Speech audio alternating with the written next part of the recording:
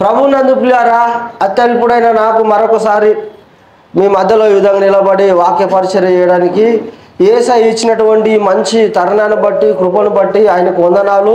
ప్రభునందు ప్రియులారా, చిన్న వాక్యం చెప్పి నేను ముగిస్తాను. ఈ 2023 సంవత్సరం అంతా కూడా దేవుడు అద్భుతమైన రీతిగా మనల్ని కాచి కాపాడినందుకు మనం ఏం చెల్లించాలి చెప్పండి? కృతజ్ఞతాస్తుతులు చెల్లించాలి కదా. నేను ఈరోజు అదే అంశం మీద మాట్లాడాలనుకుంటున్నాను. కాబట్టి నాతో పాటు మీరు అందరూ పరిశుద్ధ బైబిల్ గ్రంథంలో నుంచి పరిశుద్ధులైన అపోస్తులైన పౌలు గారు రాసినటువంటి కొలొస్సీయులకు రాసిన పత్రిక 3వ అధ్యాయము 15వ వచనం మాత్రమే చదువుకుందాం. ఏమన్నాడు? క్రీస్తు అనుగ్రహించి సమాధానం మీ హృదయంలో ఏలుచుండనీయుడి, ఇందుకొరకే మీరు ఒక్క శరీరముగా పిలువబడితిరి మరియు కృతజ్ఞులై యుండుడి. ప్రార్థన చేసుకుందాం. నాతో పాటు ఏకీభవించండి. మహోన్నతుడా, మహాగణుడా, సర్వోన్నతుడా, సర్వాధిపతి, నీ ఘనమైన నామానికి వందనాలు, కృతజ్ఞతాస్తుతులు, స్తోత్రం చెల్లిస్తూ యేసయ్య నిన్ను స్తుతిస్తూ ఘనపరుస్తూ కీర్తిస్తున్నాం ప్రభువా. ఇదిగో నాయన నీకు వందనాలు నాయన. సంఘం బిడ్డ పట్ల మీరు చేస్తున్నటువంటి గొప్ప కార్యాలను బట్టి నిన్ను స్తుతిస్తూ నీ ఘనపరుస్తూ ఉన్నాను.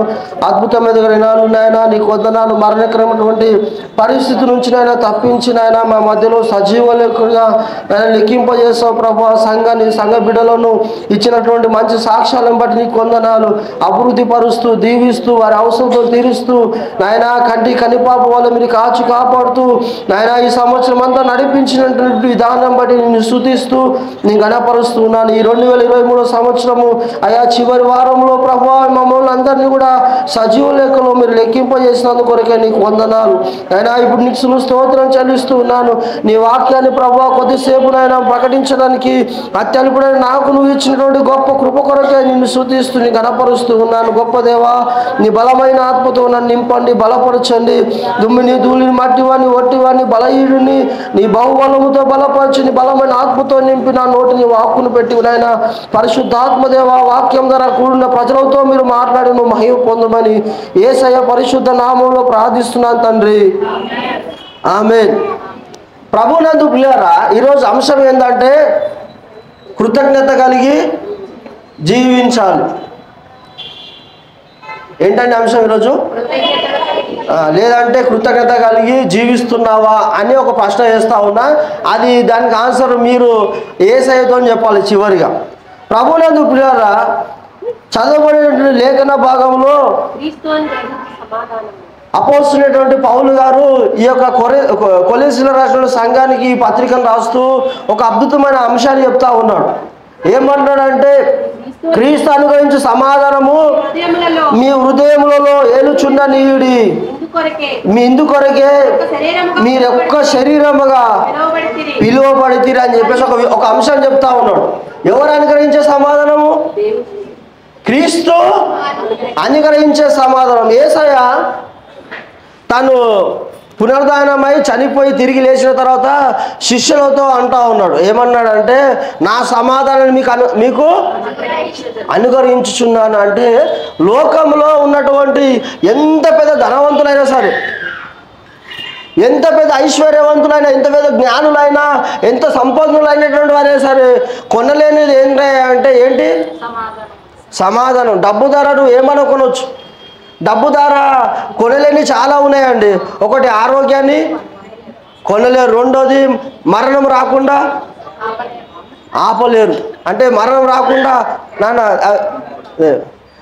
మరణం రాకుండా ఆపలేరు, ఆరోగ్యాన్ని కొనలేరు. రెండోది ఏంటంటే ఈ సమాధానాన్ని కూడా మనుషులు దానికి సమాధానం కావాలని చెప్పి ఏం చేస్తుంటారు అంటే చేయకూడని పాప కార్యాలు, భ్రష్ట కార్యాలు, అవినీతి కార్యాలు, లోకంలో ఉన్నటువంటి భయంకరమైన పాపాలు, తాగుబోతనం అన్నీ కూడా ఎందుకు చేస్తుంటారు తెలుసా అండి? తాగుబోతులను చెప్పండి, అడిగి చూడండి. లోకమంతా తాగుబోతులను చూసి వాళ్ళు ఏం చేస్తుంటారు అంటే వాళ్ళని అసహించుకుంటూ ఉంటుంది. కానీ వాడు ఎందుకు దానికి అలవాటు పడాయంటే వాళ్ళ జీవితంలో ఏదో ఒకటి, ఒక కుటుంబంలో కానీ వ్యక్తిగత జీవితం కానీ మానని ఒక గాయము ఉంటుంది. కాబట్టి దాన్ని మర్చిపోవడానికి కోసం అని చెప్పేసి చాలామంది ఏం చేస్తున్నారంటే ఆ తాగుడు అనే పాపానికి బానిస. ఎందుకు తాగిన రోజులు ఏం చేస్తారంటే ఆ బాధని మర్చిపోదు. లేదా కష్టాలని అనుమానం అవమానాలు తనను ఎవరు అర్థం చేసుకున్నారని చెప్పేసి ఏం చేస్తాడంటే ఒంటరిగా ఎందుకు తాగుతున్నాడు అంటే మనసులో ఏముండదు, నెమ్మది సమాధానం లేక. అది ఒకటని కాదు, చాలా పాపాలు ఉన్నాయి అందులో. వ్యభిచారమైన పాపం ఉన్నాయి, దొంగతనాలు ఉన్నాయి. ఇవన్నీ ఎందుకు చేస్తారా అంటే మనుషులలో కొన్ని ఏమో బంధకాలను బట్టి చేస్తారు. కానీ ఈ తాగుబోతులు మాత్రం ఎందుకు కొందరు ఆత్మహత్య చేసుకుంటారు చూసారా మీరు? చాలామంది ఎవరు మన ఈ సెలబ్రిటీలు సైతము ఏం చేస్తున్నారంటే ఆత్మహత్య చేసుకొని చనిపోతారు. ఎందుకు? వాళ్ళకి ఫేమ్ లేదా, డబ్బు లేదా, సమాజంలో మంచి హోదా లేదా, ఆస్తి లేదా, ఐశ్వర్యం లేదా, లేకపోతే గుర్తింపు లేదా అంటే అవన్నీ లేక కాదు, హృదయంలో ఏం లేక, సమాధానం లేక, హృదయంలో నెమ్మది లేక, సంతోషం లేక చాలామంది ఏం చేస్తుంటారు అంటే ఈ ఆత్మహత్యలను, ఈ నానా విధమైన పాపాలకు, దురాలకు, బానిసలకు వీటికి ఏమవుతూ ఉంటారు అంటే అలవాట్లు బానిసలు అయ్యి అటువంటి పాపపు అలవాట్లో జీవిస్తూ ఉంటారు. ఇప్పుడు మత్తు పదార్థాలు తీసుకునే వాళ్ళు ఉన్నారు, డ్రగ్స్ తీసుకునే వాళ్ళు ఉన్నారు. వాళ్ళు కూడా ఈ విధమైన సమాధానం లేకనే ఈ కుటుంబంలో ఉన్న వారి తల్లిదండ్రులు అర్థం చేసుకుంటా చాలామంది యూత్ కూడా అటువంటి పాపాలకి బానిస అవుతా ఉన్నారు. ప్రభునందు పిల్లారా, అయితే ఇక్కడ యేసయ్య సంఘానికి ఒక గొప్ప ఆధిక్యతనిచ్చాడు.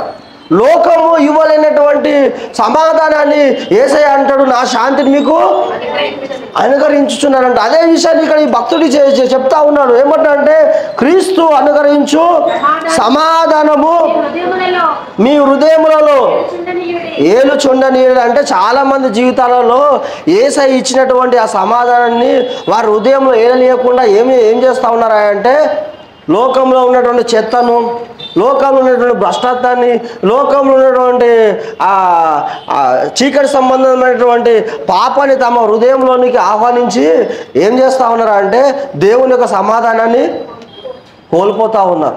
క్రైస్తవులలో కూడా చూడండి చాలామంది సమాధానం లేకుండా జీవిస్తారు. అసలు యేసయ్య అన్నాడు, నేనే శాంతిని, సమాధాన అధిపతి. మన యేసయ్య దేనికి అధిపతి అంట? సమాధానానికి ఆయన అధిపతి, అయిన కర్త. ఆయన దగ్గరలో వచ్చి కూడా చాలామంది ఏం చేస్తుంటారు అంటే సమాధానం లేని జీవితము జీవిస్తూ ఉంటారు. కాబట్టి పౌలు భక్తుడు గారు ఏమంటున్నారంటే యేసయ్య ఆల్రెడీ మనకి ఏమిచ్చాడంటే సమాధానాన్ని ఇచ్చాడు. ఏ విధంగా? కల్వరి శిలువ పైన సమాధానం అంటే యాక్చువల్గా 2 రకాల సమాధానాలు ఉన్నాయి.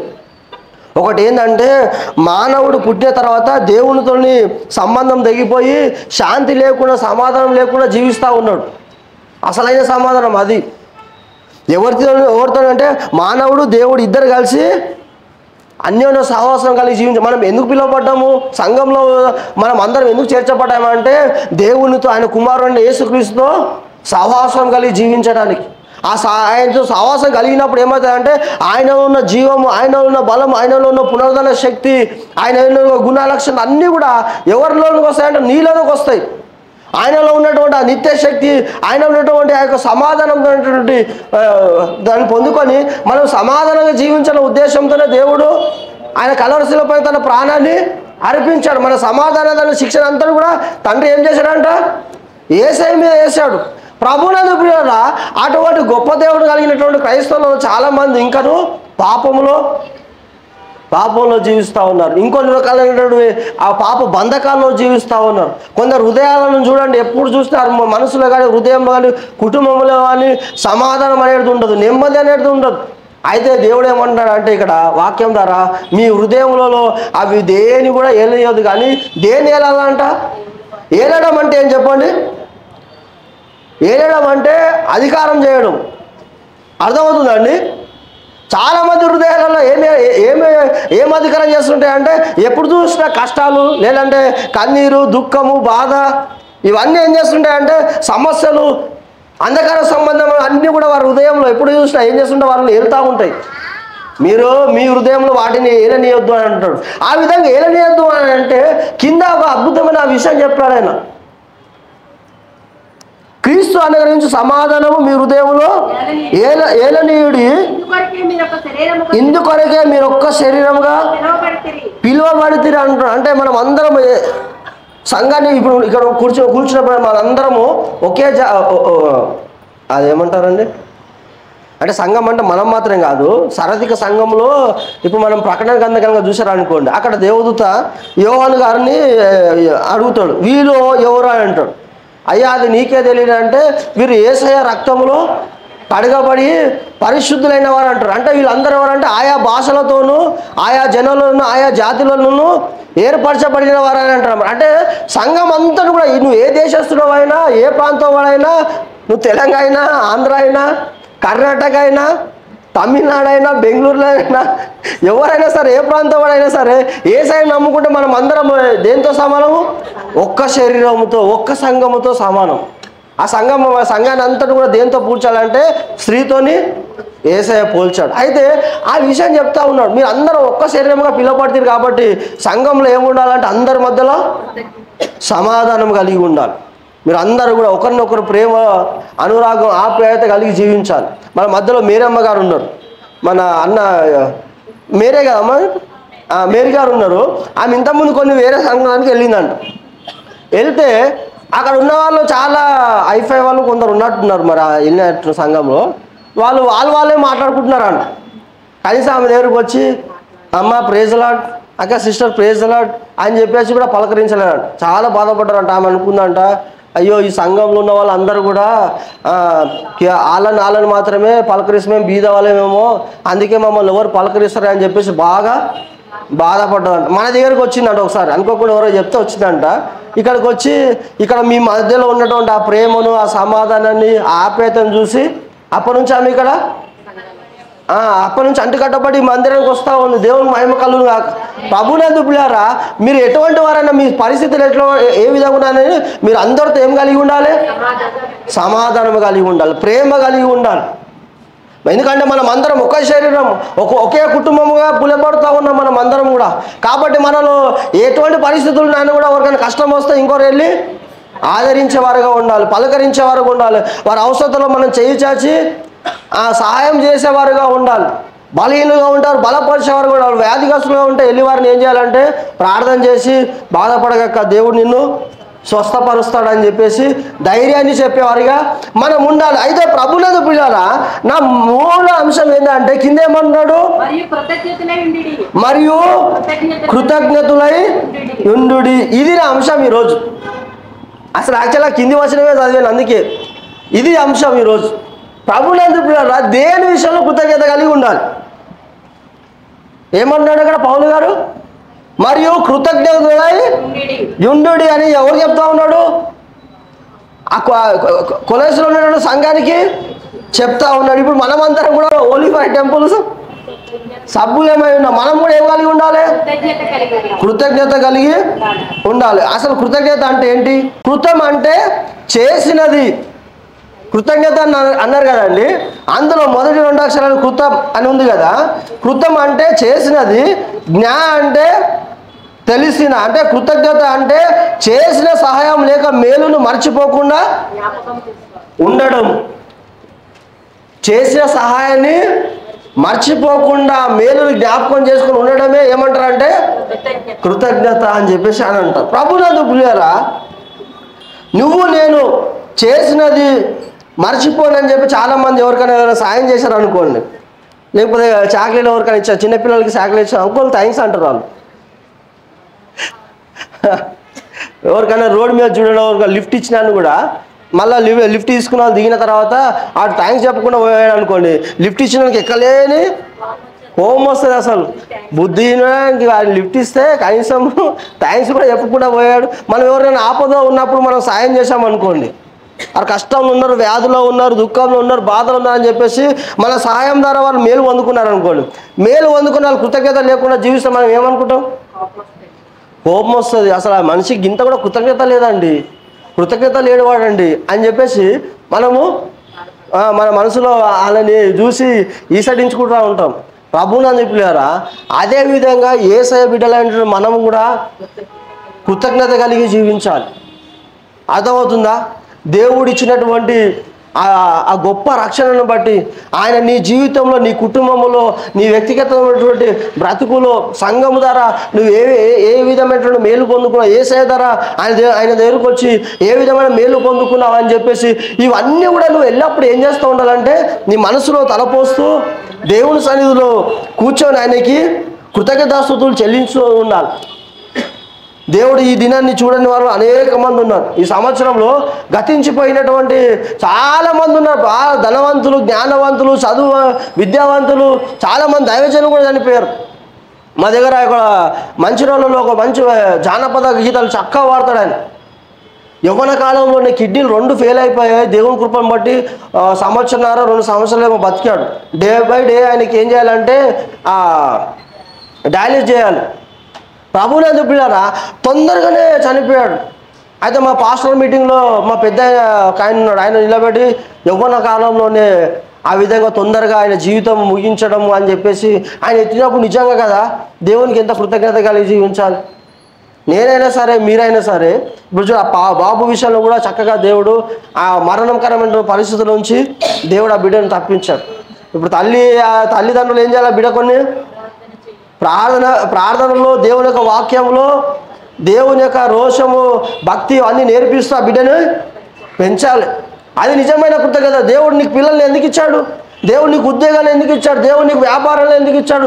దేవుడు నీకు ఆస్తిని, ఐశ్వర్యాన్ని ఎందుకు ఇచ్చాడా అంటే వాటన్నిటిని బట్టి ఏం చేయాలంటే మనం సంతోషంగా ఉండి దేవునికి కృతజ్ఞతగా పూర్వకంగా బ్రతకాలని చెప్పి ఇచ్చాడు దేవుడు. నీ పిల్లలను దేవుని కొరకు పెంచాలని ఇచ్చాడు. పిల్లలు లేని వాళ్ళ ఉంటే ఏం బాధపడదు.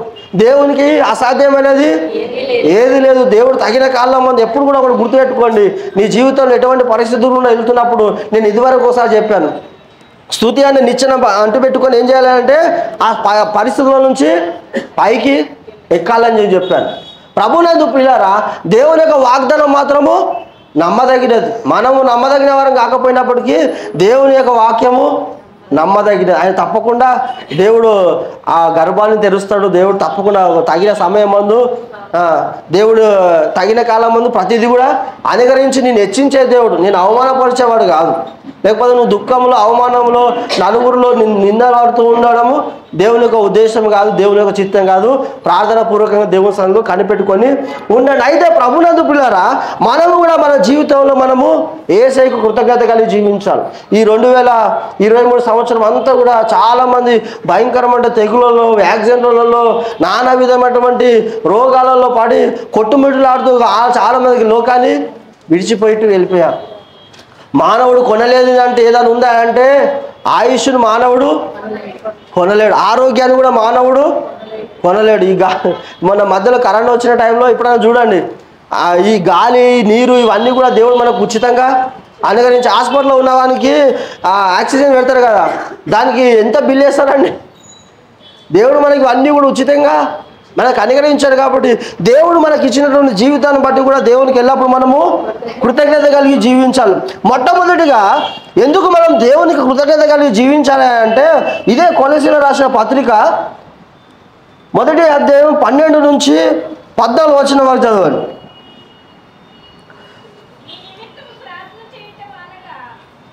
ఎక్కడి నుంచి చదువుతున్నాం? మొదటి కొలసీలకు రాసిన పత్రిక 1వ అధ్యాయం 12 నుంచి 14 వరకు. అందుచేత ఈ సంగతి వినే నాటి నుండి మేమును మీ నీతో ప్రార్థన చేయటం మానక మీరు సంపూర్ణ జ్ఞానమును, ఆత్మ సంబంధమైన వివేకం గలవారును, ఆయన చిత్తమును పూర్ణము గ్రహించిన వారునై ప్రతి సత్కార్యములో సఫలమగుచు దేవుని విషయమై జ్ఞానమంది అభివృద్ధి పొందుచు అన్ని విషయములలో ప్రభువును సంతోషపెట్టునట్లు ఆయనకు తగినట్లుగా నడుచుకునే వలన ఆనందముతో కూడిన పూర్ణమైన ఓర్పును, దీర్ఘశాంతమును కనపరచునట్లు ఆయన మహిమ శక్తిని బట్టి సంపూర్ణ బలముతో బలపరచబడవలని తేజో వాసులైన పరిశుద్ధ శాస్త్రములో పాలివారం అగుటకు మనలను పాత్రులుగా చేసిన తండ్రికి మీరు కృతజ్ఞతాస్తుతులు చెల్లింపవలని దేవుని బతిమాలుచున్నాను. ఆయన మనలను అంధకార సంబంధమైన అంధకారంలో నుండి విడుదల చేసి తను ప్రేమించిన కుమారుని యొక్క రాజ్య నివాసులుగా. మొట్టమొదటిగా దేనికోసమయ్యా మనం కృతజ్ఞతగా జీవించాలంటే ఈ వాక్యంలో చెప్తా ఉన్నాడు. దేవాది దేవుడు ఏం చేశాడా అంట, అంధకార సంబంధమైనటువంటి అధికారం నుంచి మనం ఏం చేశాడంటే యేసయ్య అధికారం నుంచి విడుదల చేసి తను ప్రేమించిన తన కుమారుని యొక్క రాజ్య నివాసులుగా చేశాను అంటే మన అందరు ఏం చేశారంటే 13వ వచనం ఏం చెప్తున్నా అంటే పరలోక రాజ్యానికి రాజ్య నివాసులుగా మనల్ని స్వాస్థ్యముగా మనకి దేవుడు ఏం ఇచ్చాడంటే ఆ యొక్క పరలోకాన్ని మనకు అనుగ్రహించాడు. కాబట్టి మొట్టమొదటిగా మీరు దేని విషయంలో కృతజ్ఞతగా ఉండాలంటే, ప్రభువా పాపి అని నన్ను కనికరించి లోకంలో అనేక మంది నశించిపోతుండగా పేరు పెట్టి నన్ను పిలిచి ఎంతో అమూల్యమైనటువంటి ఆ గొప్ప రక్షణను నాకు అనుగ్రహించినందుకు బట్టి నీకు వందనాలు ప్రభువా అని చెప్పేసి దేవుని కృతజ్ఞతాస్తుతులు చెల్లిస్తూ ఉండాలంట. ఆయన అంధకార సంబంధమైనటువంటి అపవాది నుంచి, వాని బంధకాల నుంచి, ఆ పాపం నుంచి, ఆ శాపం నుంచి, ఆ నిత్య నరకం నుంచి నన్ను విడిపించి నీ కుమారుడు అయినటువంటి యేసుక్రీస్తు యొక్క పరలోక రాజ్యానికి నన్ను వారసునిగా చేసావు ప్రభువా నీకు వందనాలు అని చెప్పేసి యేసయ్యని కృతజ్ఞతాస్తుతులు కలిగి ఆయన్ని స్తుతించాలని చెప్పేసి వాక్యాలు మనం చూస్తూ ఉన్నాం. మన జీవితంలో దేన్ని బట్టి ఎందుకైనా మనం కృతజ్ఞతాస్తుతులు కలిగి జీవించాలంటే దేవుడు ఇచ్చినటువంటి గొప్ప రక్షణను బట్టి. నీకు దేవుడు ఆస్తులు ఇవ్వకపోవచ్చు, అంతస్తులు ఇవ్వకపోవచ్చు, బిల్డింగ్లు, లేకపోతే లోకంలో గనులైన వారికి ఉన్నటువంటి పేరు ప్రఖ్యాత నీకు ఇవ్వకపోవచ్చు, కానీ అవన్నిటికి మించినటువంటి గొప్పది ఏంటయ్యా అంటే పరలోక రాజ్యానికి దేవుడు మనని వారసులుగా చేస్తాడు. చూడండి, లోకంలో ఎన్ని కోట్లు సంపాదించాడు, యేసయ్య కనుక ఆయన జీవితంలో కనుక వాడు యేసయ్యను కనుక అంగీకరించకుండా యేసు రక్తంతో జన్మ పాపను కడుగుకోనకుండా వాడు చనిపోయాడు అనుకోండి, ఎక్కడ పోతాడు? నరకానికే వెళ్తాడు. డెఫినెట్గా నరకానికే వెళ్తాడు. ఎందుకంటే పాపం వల్ల వచ్చే జీవితము మరణానికి శిక్ష ఏంటయ్యా అంటే నిత్య నరకం, నిత్యం యుగ యుగాలు మంది అగ్నిగుండంలోనికి వెళ్ళాల్సిందే. వాడు ఎంత పెద్ద సైంటిస్ట్ అయినా సరే, ఎంత పెద్ద జ్ఞాని అయినా సరే, ఎంత పెద్ద ఐశ్వర్యవంతుడైనా సరే, లోకంలో ఎవ్వరికి లేనటువంటి అధికారం హోదా అతనికి ఉన్నప్పటికీ ఒక దినమున మరణం అనేది వచ్చినప్పుడు మరణాన్ని ప్రతి ఒక్కరు కూడా ఎదుర్కొనవలసిందే. అయితే దేవుడు మనకేం చేశాడంటే మరణాన్ని ధైర్యంగా నాకు ఏమంటారు నాకు బోధ నేర్పిస్తున్నటువంటి అన్న ఒకసారి ఒక సందర్భంలో ఏమన్నాడంటే ధైర్యంగా ఇట్లా ఒక సభలో నిలబడి ఏం చెప్పాడంటే, ఈ ప్రపంచంలో మరణానికి సవాల్ విసిరి దాన్ని ధైర్యంగా ఎదుర్కొనేగలవాడు ఎవడని ఉన్నాడంటే అది కేవలము ఒక క్రైస్తవుడేనంట. ఎందుకు అంటే యేసయ్య మరణాన్ని ఏం చేశాడు?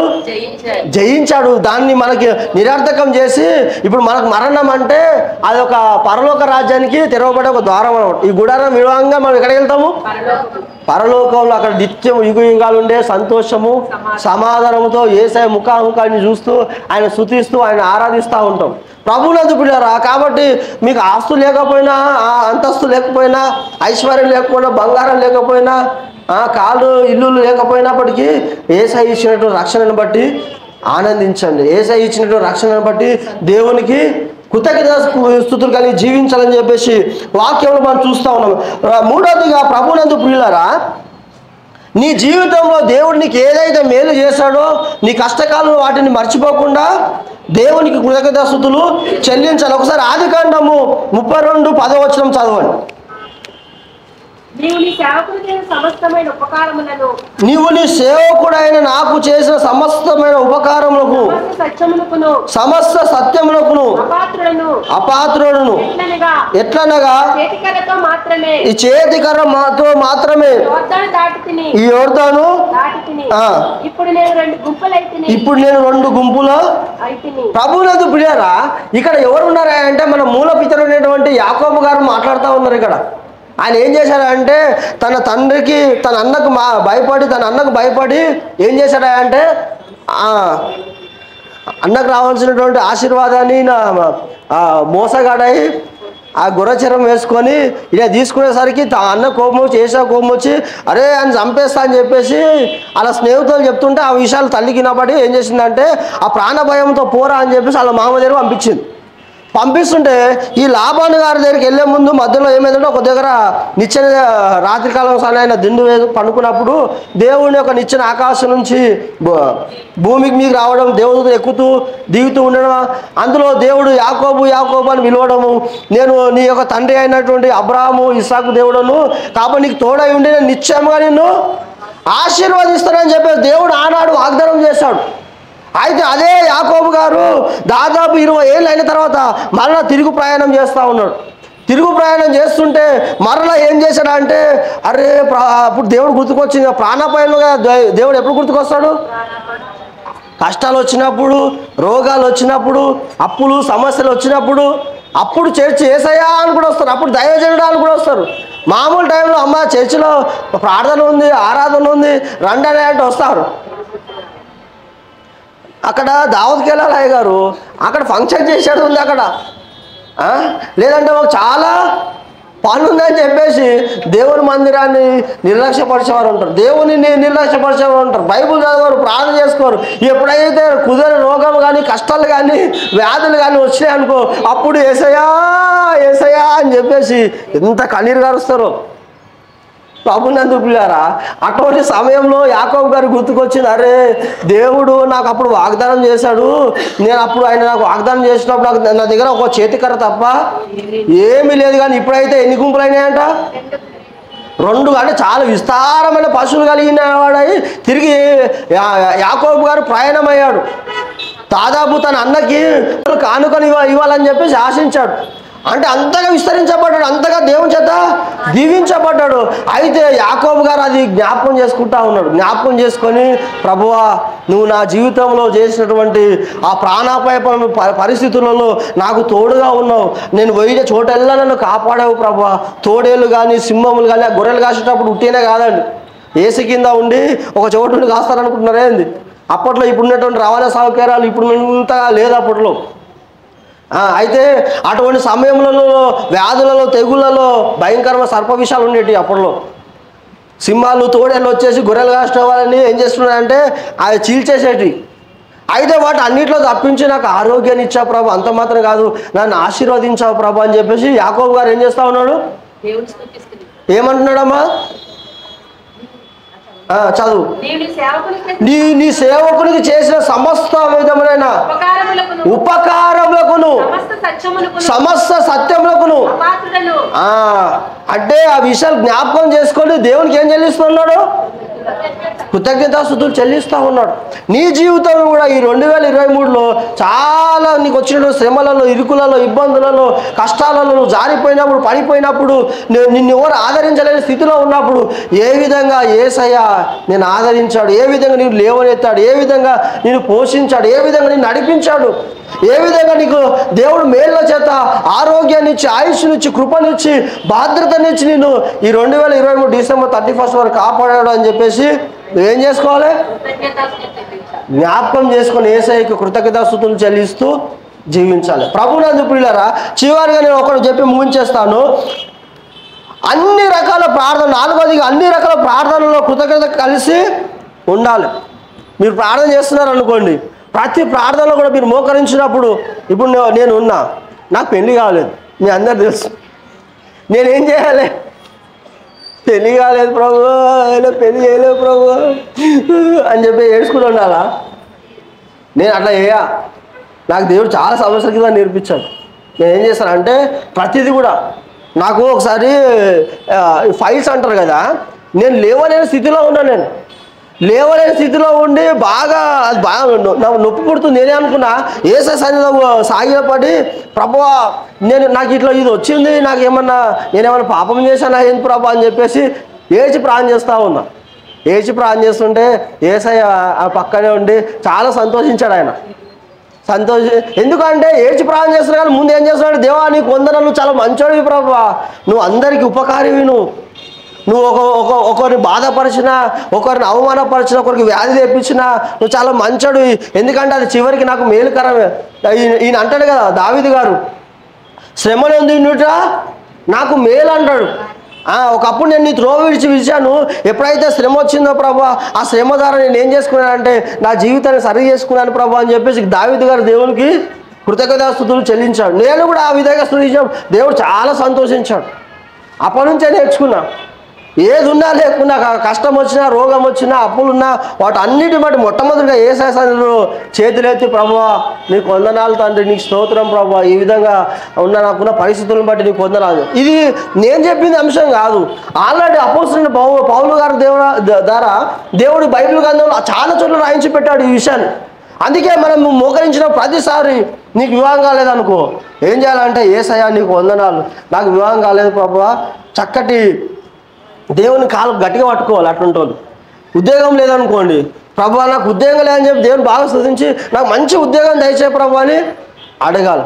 నువ్వేమైనా సమస్యలతో బాధపడుతున్నావు అనుకోండి, ఆ సమస్యను బట్టి దేవుని సన్నిధిలో ఫస్ట్ మొట్టమొదటి కృతజ్ఞతలు చెల్లిస్తే వాటి నుంచి నన్ను అద్భుతమైన లేవనెత్తు ప్రభువా, నన్ను దీవించు ప్రభువా, నన్ను ఆశీర్వదించు ప్రభువా, నాకున్నటువంటి అప్పులన్నిటిని బట్టి నీకు వందనాలు ప్రభువా అని చెప్పేసి ఈ అప్పులన్నిటి నుంచి నన్ను విడిపించి, వాక్యం ఏం చెప్తుంది, నువ్వు అప్పిచ్చేవారిగా అప్పు తీసుకునేవారుగా కాదు, నువ్వు అప్పిచ్చేవారుగా ఉంటాను అన్నావు కదా ప్రభువా, కాబట్టి నేను జీవితంలో నీకు సాక్షిగా జీవిస్తాను. ఇప్పుడైతే నేను అప్పులో ఉన్నా, ఈ అప్పుల నుంచి నన్ను విడిపించు, నేను ఇతరులకు అప్పిచ్చేవారిగా నన్ను చేయి ప్రభు అని చెప్పి నువ్వు దేవుని కృతజ్ఞతాపూర్వకంగా ప్రార్థన చేయాలి. అప్పుడు దేవుడు అద్భుతమైన నీ ప్రార్థన ఆలకిస్తాడు. మనకు మేలు కార్యమైనది అయినా ఆయన చేయబోతున్నందుకు ఆయనకు ఎల్లప్పుడూ మనము కృతజ్ఞతాస్తుతులు కలిగి చెల్లించాలి. వ్యక్తిగతంగా ఇందాక సావధ చెప్పి నాకు దేవుడు దర్శనాలు ఇస్తున్నాడు, చాలా మంచిది అది. కానీ ప్రతి దర్శనం దేవుందో కాదో కనిపెట్టి ప్రార్థన చేయాలి. సరే మంచి కొన్ని సైతాలు కూడా ఇస్తుంటాడు, కొందరు చచ్చిపోతున్నాడు కళ్ళు వస్తుంటాయి, ఆడు చచ్చిపోతున్నాయి ఇటు చచ్చిపోతున్నా అంటే ఈ పిరికి వాళ్ళు సరిగా విశ్వాసం లేని వాళ్ళు వాక్యం జనాలు ఉంటారు కదా, వీళ్ళు చచ్చిపోతా నా పిల్లలు ఏమైపోతారు అని చెప్పేసి అదో డిప్రెషన్లో జీవిస్తూ ఉంటారు. సైతాను చాలా మహా జ్ఞానియాడు, గొప్ప భక్తుడు, చాలా గొప్పగా వాడబడుతుంటే ఆయన దగ్గరకు వచ్చి ఓహో నువ్వు ఇంతగా వాడబడుతున్నావా, ఇక చూడు నువ్వు చచ్చిపోబోతున్నావు, నువ్వు ఇదైపోతున్నావు అని చెప్పేశాడంటే ఈయన అదే డిప్రెషన్లో ఉన్నాడంట కొన్ని రోజులు. తర్వాత దేవుని కృపను బట్టి మళ్ళీ దేవుడు మాట్లాడితే అట్లనే అప్రభు అని చెప్పి మళ్ళీ వాక్యాన్ని తీసుకొని అది ఎదిరించేసరికి సైతాను మారిపోయినట్ట. అయితే ప్రభునందు పిల్లారా, ఏం చెప్తున్నానంటే అన్ని విషయాల్లో మనము కృతజ్ఞత కలిగి జీవించాలి. ఇక్కడ ఈ వాక్య భాగంలో మనం ఒకసారి ఎఫెసీయులకు రాసిన పత్రిక 6వ అధ్యాయం 18వ వచనం తీయండి ఒకసారి.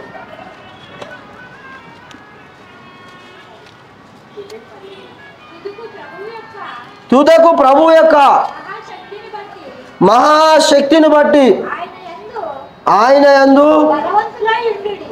అమ్మ 5:18 6:18 ఓకే ఒక నిమిషం. మరి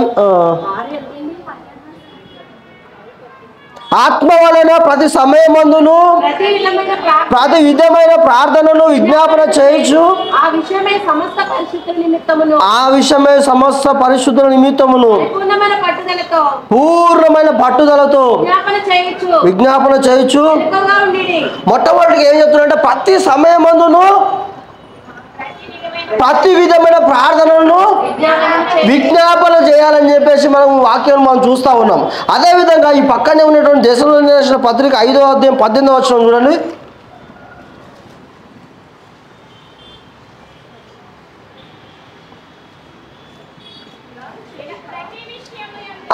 ప్రతి విషయమందును కృతజ్ఞతాస్తుతులు చెల్లించుడి, ఇలాగూ చేయుట యేసు క్రీస్తునందు మీ విషయంలో ఏంటి నీ చాలామంది అంటుంటారు నోరు తెరిస్తే ఉట్టినా అసలు దేవుని చిత్తం ఏంటో తెలియదు. ఈనాడు క్రైస్తవులకు యవనస్తులు ఇక చూడండి, చర్చికి వచ్చి కూడా చాలామంది యవనస్తులు మరి ఏం చర్చికి వస్తున్నారో ఏంటో నాకు అర్థం కాలేదు. మొన్న ఒక ఆమె అసలు చాలా చక్కగా అనిపించింది నా దగ్గరకు వచ్చి, అయ్యగారు నేను ఆత్మలో ఎదగాలనుకుంటున్నా, చక్కగా నా గురించి ప్రార్థన చేయాలంటే సరే అని చెప్పి నేను చాలా సంతోషించి ప్రార్థన చేస్తాను. ప్రభువులు ఎందుకు పిల్లారా, దేవుని మందిరానికి వచ్చి దేవుని అనేక నెలలు దేవుని ఆరాధన చేసి దేవుని బలలో పాలు పంచుకునే వాళ్ళు ఏం చేస్తున్నారంటే మన వివాహ జీవితంలో చాలా తప్పుడు అడుగులు వేస్తూ ఉన్నారు. దేవుని వాక్యం ఏం చెప్తుందంటే ఒక విశ్వాసనే చేసుకోవడం అది దేవుని చిత్తము. మరి దేవుని మందిరంకి వచ్చి ఏం నేర్చుకుంటున్నారేమో అది తర్వాత వాళ్ళు ఏం చేస్తున్నారంటే అన్యులను సైతము పెళ్లి చేసుకుంటా ఉన్నారు. అది తర్వాత వాళ్ళు చాలా ఘోరమైనటువంటి పరిస్థితులు ఎదుర్కొంటారు. అది అప్పుడు అది వాళ్ళే నిర్ణయించుకోవాలి. అది అర్థమవుతుందా అండి? అందంగా ఉన్నాడు, లేకపోతే నన్ను చూసి నవ్విండు, నువ్వు అంటే నాకు ఇష్టం అన్నాడు అని చెప్పేసి యవ్వన బిడ్డలు పాపం చాలా ఆ టీనేజ్లో ఏం అర్థం కాక తారి తప్పిపోతూ ఉన్నారు. కాబట్టి మీరు అలాంటి ఏకండి ఆయన వింటారని మీరు ప్రేమలు దోమలు అవన్నీ మనకి తగేవి. కావాలంటే ప్రభువులందు ఉన్న వాళ్ళని చేసుకోవడం అది దేవుని చిత్తం. కానీ ప్రభుకు వ్యతిరేకం ఉన్న అంటే దేవుణ్ణి లేని వారిని మనము వివాహాలు పెట్టుకోవడం అనేది దేవుని యొక్క ఉద్దేశం కాదు. అయితే నేను ఎందుకు ఈ విషయం చెప్తున్నా అంటే ప్రతి విషయంలో కూడా మనము దేవుని చిత్తము నెరవేర్చాలి. అందులో ఒకటి ఏంటంటే నీకు వస్తున్నటువంటి ప్రతి సమస్యలలో, ప్రతి విధమైనటువంటి వ్యాధులలో, రోగాలలో, ప్రతి పరిస్థితులలో కూడా ఏం చేయమంటున్నాడు అక్కడ? కృతజ్ఞతాస్తుతులు చెల్లించాలంట. అది దేవుని యొక్క చిత్తము. చాలా మంది దేవుని చిత్తం అండి, దేవుని చిత్తం ఏదో చేస్తాడని అంటుంటారు. దేవుని చిత్తం అంటే ఏందో సరే తెలియదు అసలు వాళ్ళకి.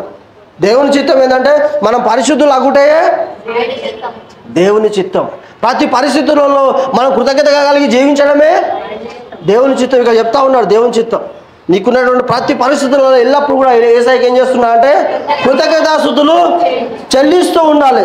ఇదే క్రైస్తవునికి ఇచ్చినటువంటి దేవుడు బాధ్యత. ఒకసారి ఎబ్రియు రాసిన పత్రిక 13వ అధ్యాయం 15వ వచనం.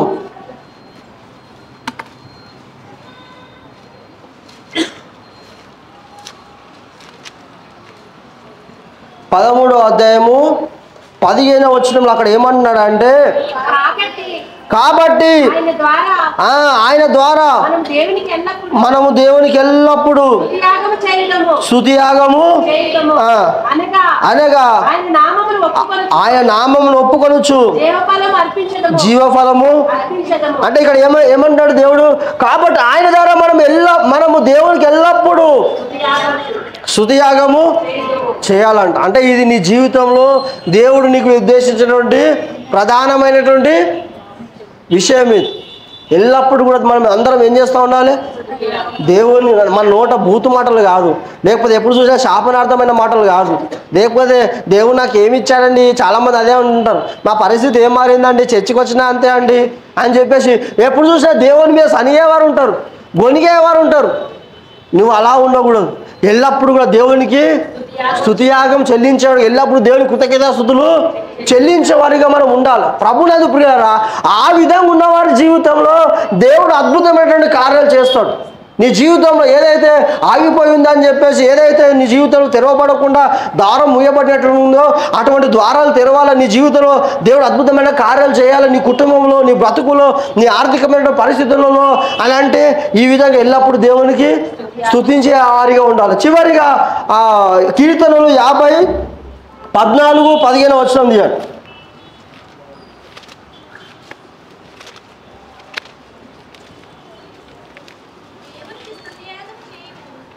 దేవునికి స్తుతియాగము చెయ్యము మహోన్నతునికి. చూడండి ఇక్కడ ఈ భక్తుడు చెప్తా ఉన్నాడు, ఏమన్నాడు అంటే మహోన్నతుడే దేవునికి ఏం చేయాలంట? స్తుతియాగము చెయ్యము మహోన్నతునికి. నీ మొక్కుబడులు చేస్తే ఏమవుతుంది? ఆడ రాయలేదు, చివరి కింది వచనం రాయబడింది చూడండి. స్తుతియాగం అర్పించువాడు నన్ను మహిమపరచుచున్నాడు, నేను వానికి దేవుని రక్షణ కనపరుచున్నట్లు వాడు మార్గము. అంటే ఎవరైతే ఈ విధంగా ఎల్లప్పుడు దేవుని కృతజ్ఞతాస్తుతులు చెల్లిస్తూ స్తుతియాగం చేస్తూ ఆయన మహిమపరుస్తుంటారో అటువంటి వారి విషయంలో ఏదైతే వారి జీవితంలో కొదువగా ఉందో, ఏదైతే దేని కొరకైతే వారు కనిపెడతా ఉన్నారో, దేని కొరకైతే మొరపెడతా ఉన్నారో అటువంటి వారి పట్ల దేవుడు ఏం చేస్తాడని చెప్తున్నాడు ఇక్కడ. స్తుతియాగం అర్పించడానికి మహిమపరుచున్నాడు, నేను వానికి దేవుడి రక్షణ కనపరుచున్నట్లు అంటే నువ్వే ఏం చేస్తున్నావు అంటే, యేసయ్యా నా పరిస్థితుల్లో, నా కుటుంబంలో, నా వ్యక్తిగత జీవితంలో, లేదంటే ఈ పరిస్థితి నుంచి, వ్యాధుల నుంచి, ఈ ఇబ్బందుల నుంచి, ఇరుకుల నుంచి విడిపించడానికి ఏం చేస్తున్నావు అంటే యేసయ్యకి మార్గాన్ని సిద్ధపరుస్తున్నావు అని అర్థం. అప్పుడు యేసయ్య వస్తే ఏం చేస్తాడు? ఆ పరిస్థితులన్నిటినీ మారుస్తాడు. నీకున్నటువంటి ప్రతి విధమైన సమస్యల నుంచి, వ్యాధుల నుంచి, ఇరుకుల నుంచి, ఇబ్బందుల నుంచి విడిపిస్తాడు. ప్రభునందు పిల్లారా, చాలామంది ఏం చేస్తుంటారు అంటే యేసయ్య సన్నిధిలో కృతజ్ఞత పూర్వకంగా ప్రార్థన చేయకుండా, మొర్ర పెట్టకుండా, దేవునికి తమ జీవితాలు అర్పించకుండా, కృతజ్ఞత లేని జీవితాలు జీవిస్తారు. మనం ఆ విధంగా ఉండకూడదు. ఈ 2023 సంవత్సరంలో దేవుడు మొట్టమొదటిగా దేని బట్టి మనం దేవుని కృతజ్ఞతలు చెల్లించాలంటే, దేవుడు మనకి ఇచ్చినటువంటి పరిశుద్ధుల స్వాస్థ్యమును బట్టి, దాన్ని బట్టి మనం స్తుతించాలి. రెండోది, దేవుడు నీ జీవితంలో చేసిన మేళ్ళను బట్టి కృతజ్ఞతాస్తుతులు చెల్లించాలి. ప్రభువు నందు పిల్లల. మూడోది, మన ప్రతి ప్రార్థన ఎల్లప్పుడూ కూడా దేవునికి అందులో ఏముండాలి? కృతజ్ఞత కలిగి ఉండాలి. ఆ విధంగా మనం జీవించాలి.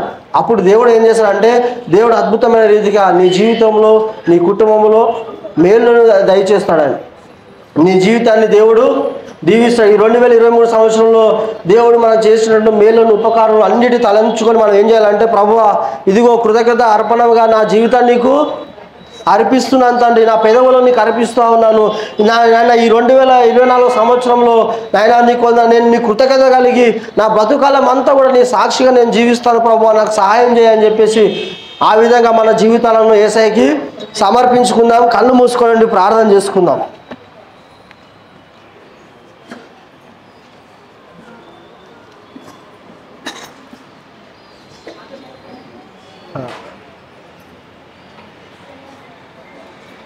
ప్రభునందు పిల్లారా,